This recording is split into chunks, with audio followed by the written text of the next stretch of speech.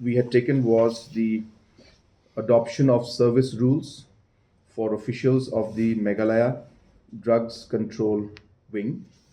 Uh, as you're aware that the Meghalaya Drugs Control Wing has been there for many years, if I'm not wrong, almost 50 years it's been in existence, but there was no service rules for this department. So we have today cleared those rules, and also similarly, like for the Meghalaya Drugs and Control Wing, the Meghalaya Commissionerate of Food and Safety Officers, Enforcement and Technical and Subordinate Staff Service Rules. This also has been 2024 has also been today approved. So two service rules in the health department have been approved by the cabinet. The last decision which was made today was the decision to finalize and approve a one-time special plan for industrial closure scheme for the MCCL. We are in the process of closure of MCCL, and therefore one-time special scheme where we are working with the employees to give them a golden handshake or VRS or whatever the appropriate word you'd like to use. This scheme, after detailed discussion with MCCL employees, has been worked out, and this was brought today to the cabinet. And the cabinet, after detailed discussion, has approved that particular scheme.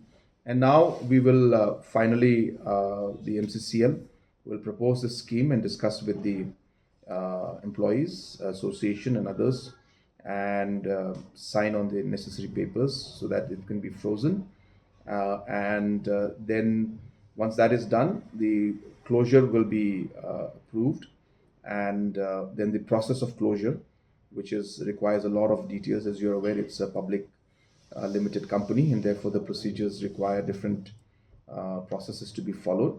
So all those will be followed to ultimately close the MCCL. But today, as I said, the decision of the package that is meant for the employees and also the repayment of the different liabilities that are there, all those were discussed, and the cabinet has approved that particular package, as I said, and now further to be discussed and taken as a formal item with the association and the employees, and then it will be implemented.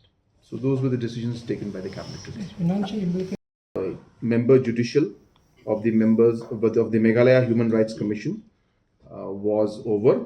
Srimati B. Giri was the member judicial. She was appointed for 5 years.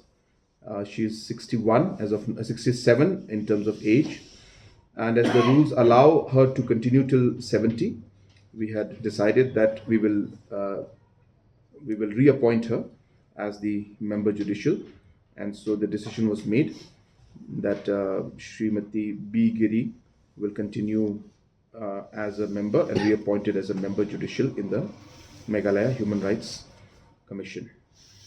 The fourth decision that was made was regarding the amendment of the Meghalaya State Investment Promotion Facilitation Act. In this, basically, two decisions were made.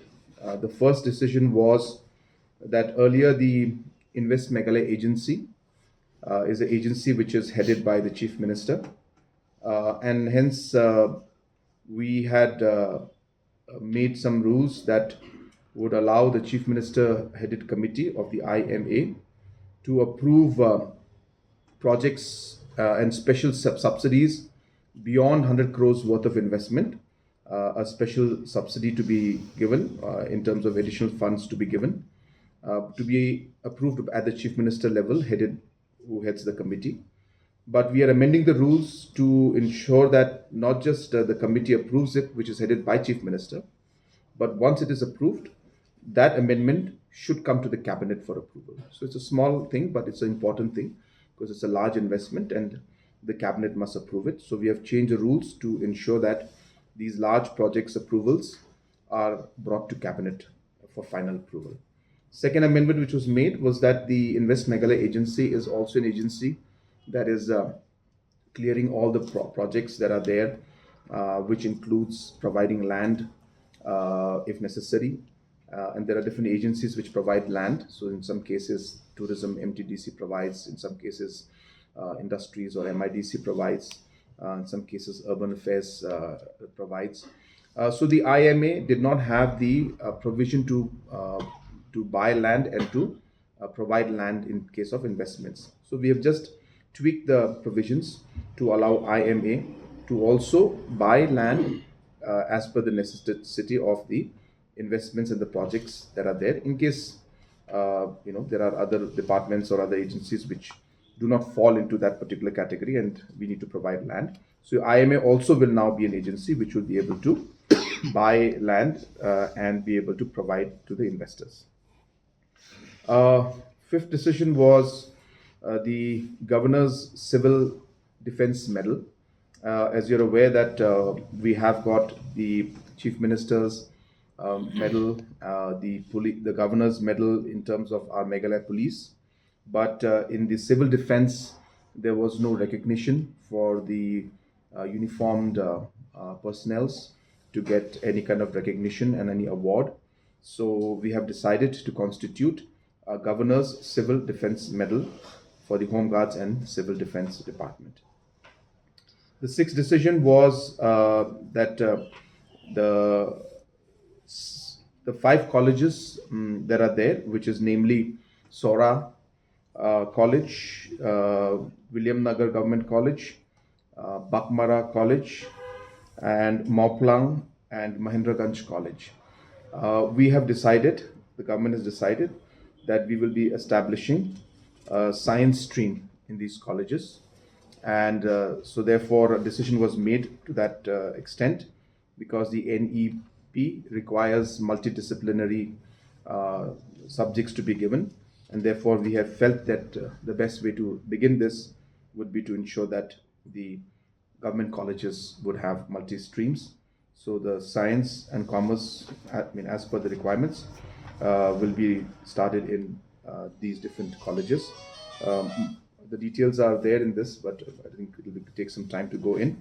But point being that the posts that are necessary for the sanction to be sanctioned, so that the science streams can start in these colleges, that decision has been made today and approved by the cabinet. So these colleges will have science stream in the future. Exact number is there with me, but you'll have to give me 2 seconds to bring it out. And there's so many of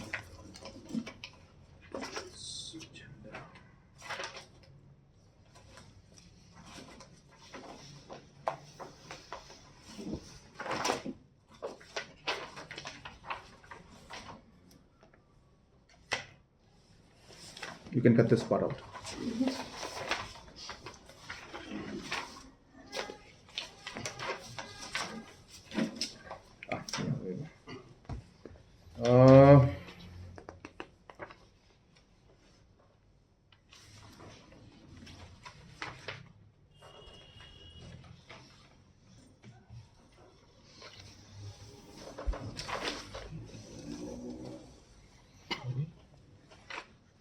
Just 1 sec, because I really do want to give you the numbers, so just give me 1 second.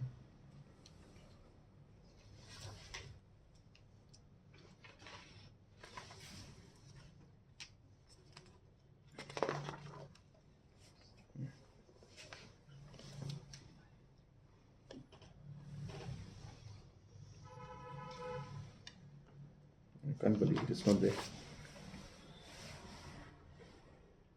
Okay, I don't have the exact numbers with me, but it's More than 300, sir? yeah, 200 plus. Yeah. I'll give the numbers later to you. And what is Just minus this part out. Is there any As Alex, just call up. look at a shift of these employees to other departments, or there's no such agreement? Or The whole idea of VRS, or you can say a special package, is that responsibility will not be on us. Yeah. Also, about the closure. the closure of that infrastructure, what will be the government's plan with that asset, sir? Yeah. So now we are going to obviously dispose of the assets, and we'll be putting up a committee for that also. So that will come post the official closure that takes place, and that's again a very lengthy process. So, as I had mentioned to you right now, that today's cabinet decision is not as per se the closure.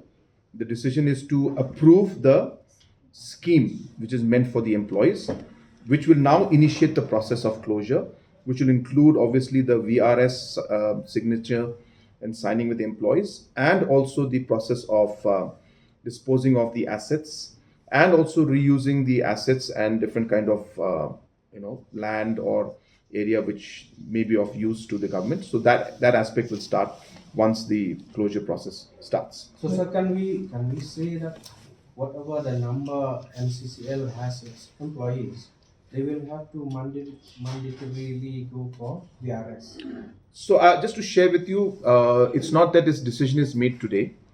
We have been discussing with the employees for the last almost 2 years now, and this has been an exercise, a very long drawn exercise, where the issue has been brought, back and forth, and employees have expressed their concerns and brought in. Oh, I was very close. 205 employees. 205. Yeah. So we have been doing this for a very long time, and the employees are very much aware of the different points. And just to share with you, we have come to this point only after deep discussion with them. So there's just one or two small issues that have to be worked out, which we have approved today, and hopefully discussions will take place with them. So they are all in agreement, and we should be able to move ahead properly. But as I said, that is why we cannot say it's closure, but it's a step at a time. But I'm confident that we'll be able to move forward in the right direction, because this particular scheme and discussion has taken place after detailed discussion with the employees. So when the discussion, Guys, I have another 10 minutes, sir, so you can just. when the discussion took place about the whether MCCL should be closed down or whether MCCL should be revived, there was a decision that there should be a joint venture to revive the plant. So what is the status of that joint venture? So we went with the expression of interest at that point in time, and we floated, and there were three parties that came in. Uh, I can give you the names of the parties, but it'll be very long. But after the whole thing happened, we found out that there were three parties that came in. One party did not meet the qualification criterias. One party, came in, showed interest, but then again they vanished. And then the third party also came in, showed interest, but they didn't have the full criteria to move forward when we had gone into detailed analysis and tried to get all the background study on them. And the criteria that were set were not as per the requirements. The criteria, they could not meet the criteria that were there. So we explored all the options. As I said, even the option of investing from the state government side, and as I mentioned to you long time, and I've mentioned in assembly also, that it would require a one-time investment of 190 crores from the government if we had to revive this plant, apart from the other running expenditures and the past salaries and all these other issues. And more importantly, the mining leases which were there had already expired. So the mines also, there was no source of raw material. We would have to go in a new fresh negotiation with the leaseholders, with the mine owners, for leasing the mines out to MCCL, which expired in 2017, one of them, and one expired in 2022. So keeping all these factors in mind, after exploring all the possible options, we had to come to option number 3, which is C. And as you're aware, the plant has been closed for the last 5 years now, and and it's not producing anything.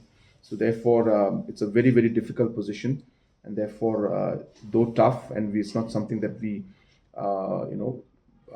kind of our first choice, but we had to take this tough decision because it is in the larger interest of ensuring that the employees, their safety and overall, they're taken care of. Otherwise, months and months they have to go without salaries every time the situation they come, and we also feel that it's very difficult for everybody. So we had to take this difficult decision. We have also today decided that on the schedule for the conduct of the elections to the Khasi Hills Autonomous District Council and the Gente Hills Autonomous District Council. And these elections, the entire schedule of the elections has been finalized by or approved by the cabinet. But of course, as you are aware, all of this has to be approved by the governor, and therefore, once it is approved by the governor, only then can we officially announce it. But the cabinet has now approved and proposed it for further approval of the honorable governor of our state. So we await that, and once we get the approval from the honorable governor, we will be officially announcing and informing the exact dates and the schedule of the council elections.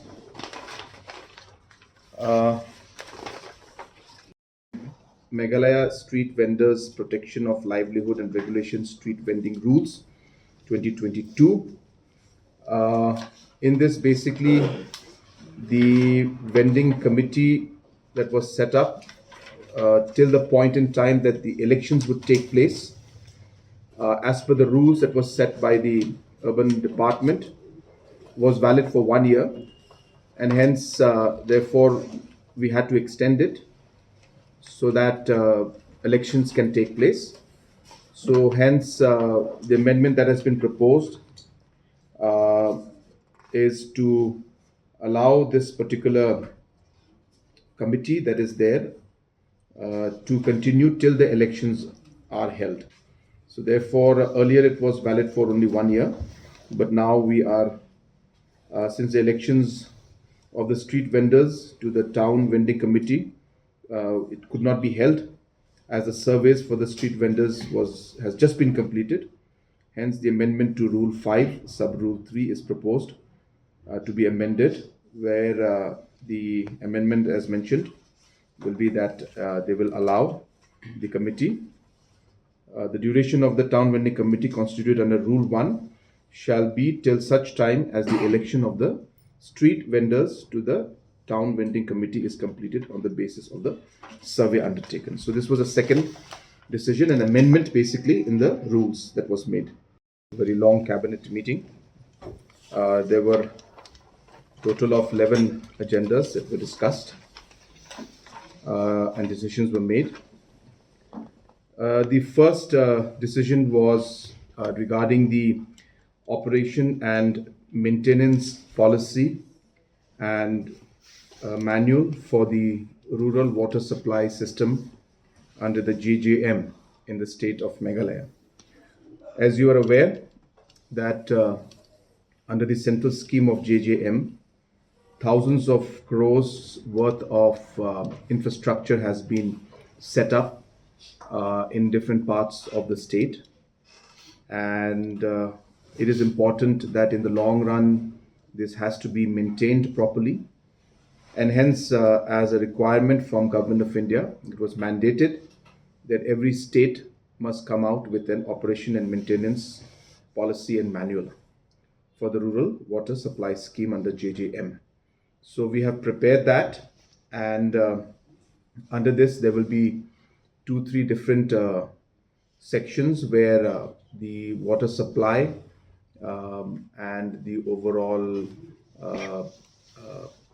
water tank maintenance will be one section, and the distribution lines in specific villages will be a different section. And it's a very massive manual, so it will not be possible for me to go through all of that. But what is important to note is that we have come out with this manual and the cabinet today has cleared it.